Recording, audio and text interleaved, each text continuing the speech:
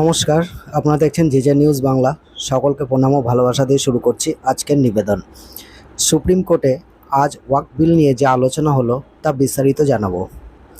প্রধান বিচারপতি জানান, এই ওয়াকফ মামলার শুনানি হাইকোর্টেও হতে পারে। তার কথায় যে কোনো হাইকোর্টকে এই মামলা শোনার নির্দেশ দিতে পারি। হাইকোর্টের রায়ে আমাদের সুবিধা করে দেবে। নতুন সংশোধিত ওয়াকফ আইন কার্যকর করায় কেন্দ্রীয় সরকারের পদক্ষেপকে চ্যালেঞ্জ করে ইতিমধ্যে বেশ কয়েকটি আবেদন জমা পড়েছে সুপ্রিম কোর্টে। সেই মামলায় প্রধান বিচারপতি সঞ্জীব খান্নার নেতৃত্বে 3 বিচারপতির বেঞ্চ মামলাগুলি শুনছে। এবারে আমি মূল বিষয়গুলি নিয়ে আলোচনা করব। সংশোধিত ওয়াকফ আইন দেশে কার্যকর করেছে নরেন্দ্র মোদী সরকার। তাকে চ্যালেঞ্জ করে সুপ্রিম কোর্টে বেশ কয়েকটি পিটিশন দায়ের করা হয়েছে। বুধবার সেরকম 73টি আবেদন একত্রিত করে শুনল সুপ্রিম কোর্টের প্রধান বিচারপতি সঞ্জীব খান্নার বেঞ্চ। সেই শুনানিতে নতুন আইন নিয়ে কেন্দ্রীয় সরকারকে বেশ কিছু প্রশ্ন করেছে সুপ্রিম কোর্ট। নতুন আইনে ওয়াকফ বোর্ডের সদস্য হতে পারবেন অমুসলিমরাও। সুপ্রিম কোর্টের প্রশ্ন, হিন্দুদের সম্পত্তি সংক্রান্ত বোর্ডে কি কোনো মুসলিমকে সদস্য হতে দেবে সরকার? বেঞ্চ জানায়, তাদের সামনে মূলত দুটি প্রশ্ন। 1, পিটিশনগুলি কি হাইকোর্টে পাঠানো হবে? 2, আবেদনকারীরা কি নিয়ে সওয়াল করতে চান? এক পিটিশনকারীর হয়ে সওয়াল করেন আইনজীবী কপিল সিব্বল। তিনি দাবি করেন, এই আইন সংবিধানের 26 নম্বর ধারা লঙ্ঘন করেছে। সংবিধানের এই ধারা স্বাধীনভাবে ধর্মাচরণের অধিকার দিয়েছে। তার সওয়াল, জেলাশাসক সরকারের অঙ্গ। তিনি ওয়াকফ নিয়ে সিদ্ধান্ত নিলে তা অসাংবিধানিক। ওয়াকফ বাই ইউজার নিয়েও প্রশ্ন তুলেছেন সিব্বল।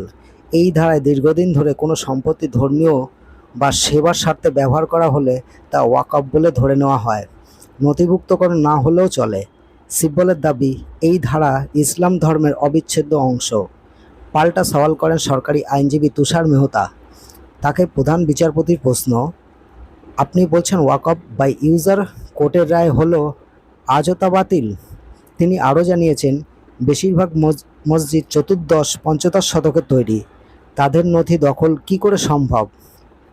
ওয়াকফ সংশোধিত আইন নিয়ে অন্তর্বর্তী কোনো স্থগিতাদেশ দেয়নি সুপ্রিম কোর্ট। বৃহস্পতিবার আবার শুনানি। ওয়াকফ আইনে পশ্চিমবঙ্গ সহ একাধিক রাজ্যে কিছু এলাকায় অশান্তির ঘটনা ঘটেছে। শুনানি শেষে তা নিয়ে উদ্বেগ প্রকাশ করলেন প্রধান বিচারপতি।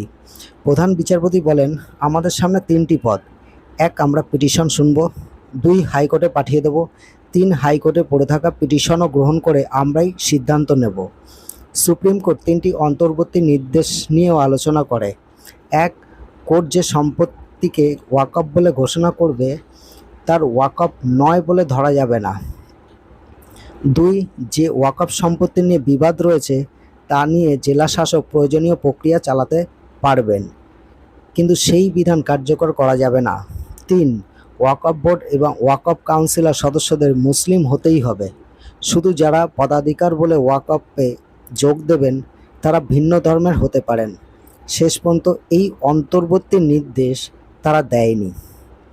প্রধান বিচারপতি প্রশ্ন করেন আইনজীবী মেহতাকে, এখন থেকে কি মুসলিমদেরও হিন্দু সম্পত্তি বোর্ডের সদস্য হতে দেওয়া হবে? এদিকে কাশ্মীরি পণ্ডিতদের এক আইনজীবী প্রশ্ন করেন, আমি কাশ্মীরি পণ্ডিত, আমাদের একটা মন্দির রয়েছে। এবার মুসলিমদের একটা অংশ বলল এটা আমাদের জমি, এটা কি ঠিক? একই ঘটনা হচ্ছে এখানেও। জেলাশাসক বলছেন, আমি সিদ্ধান্ত নেব, আমি সর্বশক্তিমান। সিব্বলের সওয়াল, ওয়াকফ 100 বছরের পুরনো, কিন্তু এখন ওরা 300 বছরের পুরনো সম্পত্তির ডিড চাইবে, এটাই সমস্যা। সিব্বল ওয়াকফ বোর্ডে হিন্দু সদস্যদের থাকা নিয়ে সওয়াল করেন। বিচারপতি বিশ্বনাথনের পর্যবেক্ষণ, সংবিধানের 26 নম্বর ধারায় যা লেখা তার সঙ্গে ধর্মীয় আচারকে মিলিয়ে দেওয়া যাবে না। পরবর্তী শুনানি বৃহস্পতিবার 2টো থেকে। আমাদের সবার নজর থাকবে পরবর্তী শুনানির দিকে। অযথা কোনো প্ররোচনায় পা দেবেন না। সবাই ভালো থাকবেন। ধন্যবাদ।